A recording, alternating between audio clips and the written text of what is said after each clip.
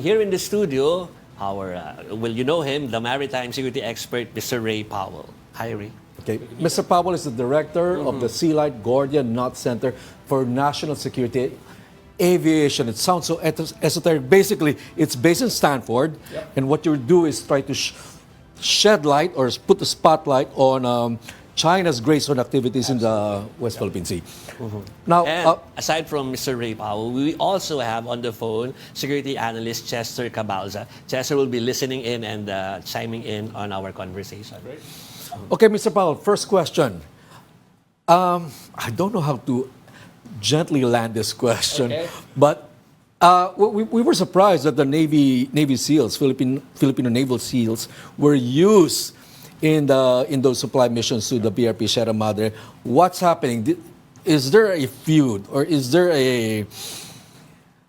I understand that the National Security Council was not aware of this move. Well, I can't speak to what the National Security Council knew or didn't know. It's not surprising, or wouldn't be surprising, if there are differences of opinion in any cabinet, right? I mean, that's what you'd expect in a cabinet. I can understand to some degree, the desire to mix it up, to do something different, because I think, over time there was a sense that the Philippines was doing the same thing over and over again and getting the same result. Not working, in short.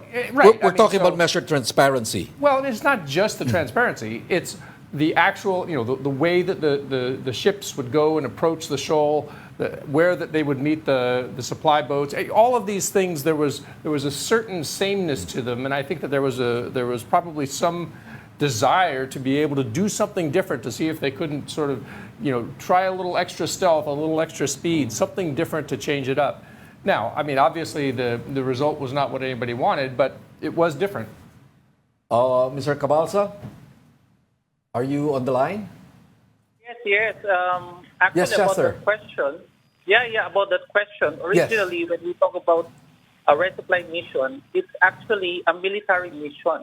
Okay. That's the reason why we have seen the Navy there. It just so happened that first we are giving more emphasis now to the Philippine Coast Guard, because of course when we talk about the West Philippine Sea, we would want to see the role of police power. That's the reason why we are empowering the Philippine Coast Guard, because issues surrounding the West Philippine Sea should be a civilian issue and not a military issue. So are we seeing a question for both of you? We're seeing a difference in approaches and a difference in policy, at least in insights, from the NAC side and from the DND side. Is that what we're seeing right now? Well, I mean, I think certainly, specifically with respect to transparency, there was a difference here, right? There were not embedded reporters. There were not immediate, we didn't see the footage immediately. It took a little while for all that to come out. So the transparency thing was different. And again, I can't speak as to why that was, but perhaps it had to do with operational security. Perhaps it may have something to do with the concern about Navy SEALs don't travel with cameras. Not usually. Not usually. Now there were cameras around, but no, they don't. I mean, not reporters. Exactly. Okay. So embedded reporters and Navy SEALs are not a usual pairing. But I think that the real question is, has this sort of shown us what the limits are? Go ahead. Yeah. What the limits are to what the Philippines is able to do with this type of resupply mission, and whether it needs to begin to explore some broader options. Okay. Did it work? Well, I mean, Plan B? I mean, clearly it didn't. It did not appear to produce a successful resupply, at least from what we've seen, right? And clearly we can't keep having that kind of a result. I'm speaking as simply an observer, right? So I think that we are certainly at an inflection point. An inflection point. Yep. Is it a dangerous inflection point? Sure. Is it an inflection point? Okay, why? Well, I mean, so here's what I believe, and I've said this a few times today. So I think that we are at the point where the Marcos administration needs to give serious consideration toward approaching, the U.S. allies and saying we need to be having formal Article 3 Mutual Defense Treaty consultations on how we go forward from here, right? at this point, what is needed is some clarity across the board, some clarity from the Philippine side as to what they expect and want out of their U.S. allies, some clarity from the U.S. side as to what that they expect and to be able to provide and can provide, and frankly, clarity on the Chinese side so that they understand what the implications are of carrying out an illegal blockade against a U.S. ally in its own exclusive economic zone. Mr. Cabalza. Yes. Yeah. Your yeah. take. Yes, I agree that there are gray areas when we talk about the Mutual Defense Treaty. One, of course, is remember that this was crafted in 1951, and we are referring now to 2024, where we have gray zone tactics. And the reasons why we have seen creativity from the part of the China Coast Guard in using gray zone tactics is to widen the expanse also of their operations. So remember, last time they used the the light war, and then of course the water cannon. This time around, they're using a different thing. So you see different kinds of tactics, perhaps to confuse us, and of course, this is also to give some leeway on how they would expand the kind of operation when we talk about the gray zone tactics.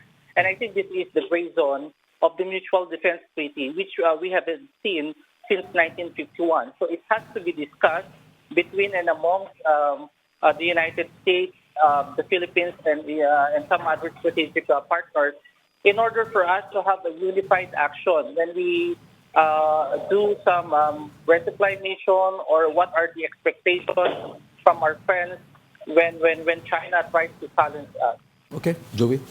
Mr. Powell just said that there should be a conversation between our president and the United States regarding that article, right? Article 3? Article 3.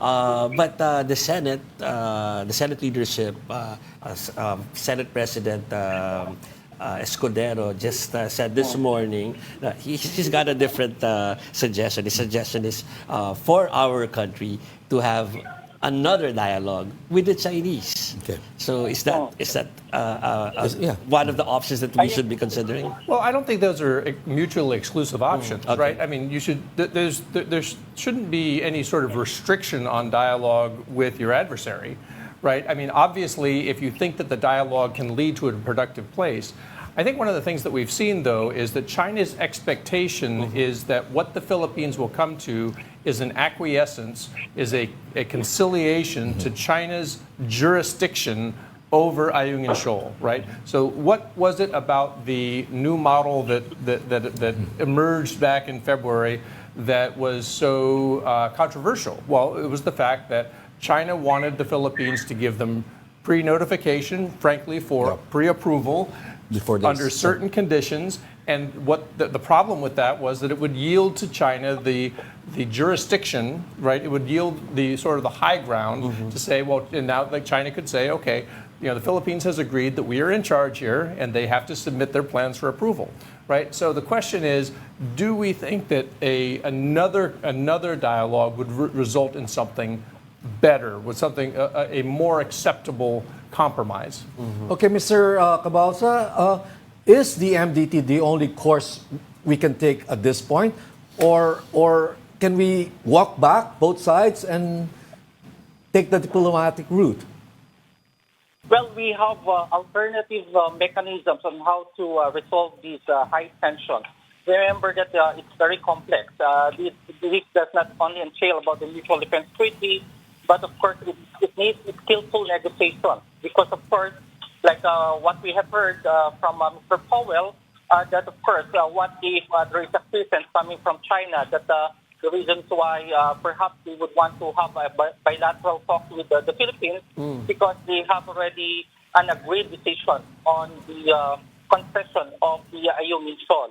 But perhaps more than that, I think we need naval diplomacy to ease out. Certainly, the point of the Philippine Navy and its counterpart from the from the People's Liberation Army Navy should also talk. Of course, the last time our president talked with Xi Jinping, was by the time when he was in California for the APEC summit for sometime last year. So I said, if we try to negotiate this time around, given that first we have to hear their side and at the same time offer what are the expectations of the Philippines, I don't think that would hinder us from further talks with China. So I think since it's a complex issue, it needs more maturity when it comes to negotiating with China, especially that we are seeing high tensions in the high seas right now. Okay, want to add something, Mr. Powell?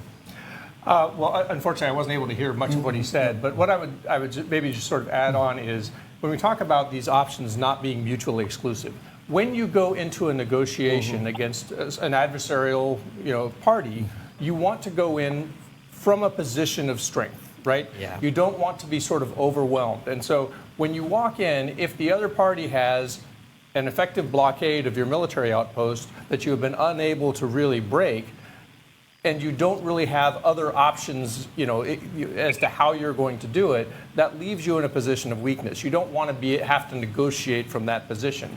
So working with, a stronger ally, your American ally, somebody who is obligated to you under treaty, increases your leverage going into a negotiation. Because in the end, what we do want to see happen here is a successful negotiated settlement. Yeah. It may involve compromise of some sort, but a compromise that's acceptable to the Philippine people. And the way to get that ultimately is to have enough in your corner so that your negotiating adversary is forced to make those concessions to you even as you're making concessions to them. Okay, before the armed forces of the Philippines released videos of that incident in Ayungin Shoal, there was scant or very scarce information on the details surrounding that incident. Yeah. Okay, coming from both sides, even China and the Philippines, there was condemnation, but the statements from both sides did not provide any details. Is it correct to sense that there was some attempt, at least, to soften or to manage this incident from both the Philippine and the Chinese side? That's hard to say, right? Now, so what you saw was... Because normally, excuse me, Go ahead. Mr. Powell, normally a simple water cannon incident and it's all over the news. Yeah. Okay, and we provide them all the details. Right. It took some time for the Philippine side, at least, to release these images, which are quite. What you saw was China, as it has now grown used to doing, immediately put out information. I mean, in the minutes after the first incident, started to put out information about how it took control measures and against the illegal trespass. And it sounded very generic. But to me, it sounded very normal. Okay, right? normal. So this is what the China Coast Guard has now the habit of doing. It wants to be first out with the first information, giving their side of the story. And so that was really our first indication that something had happened. And what we then saw was, as you say, a longer delay than we're used to. In fact, in many cases, the original statement from Defense Secretary Gibo Chidoro was also very, general. There was a condemnation, but it did not provide any details. Yeah. Of the incident. I mean, I think it's fair to assume that there was a discussion in the government as to how they wanted to sort of frame all of what had just happened, because what had just happened, as everyone can see, it was really sort of a level above the other thing. I mean, there was a personal nature to the conflict that was happening out there. It goes beyond the picture of a water cannon hitting a ship. Right. Here you have a man standing with a hatchet threatening another man in a raft next to him. And this is very damaging to the reputation of the armed forces. Because these are uniformed personnel, the best of the Philippine armed forces. Well, I don't know if I agree with that. I mean, so first of all, they fought back, right? They fought back, but they also exercised restraint, understanding that, first of all, they were surrounded, right? They were well outnumbered, and they were actually not sent out there to enter into armed conflict, right? They were sent out there to deliver supplies. And so they exercised restraint. Now, things didn't go well. And those things should be thoroughly reviewed. We have these things called after-action reviews, where everybody deep dives and say, why didn't it go well, right? And there will probably be things that come up where you should do things better. I remember all the way back I'm old enough to remember back in 1979 when Jimmy Carter was president of the United States, and we had hostages being held in Iran, and there was a rescue attempt which went badly, right? And they tried to do some things that they had never done before.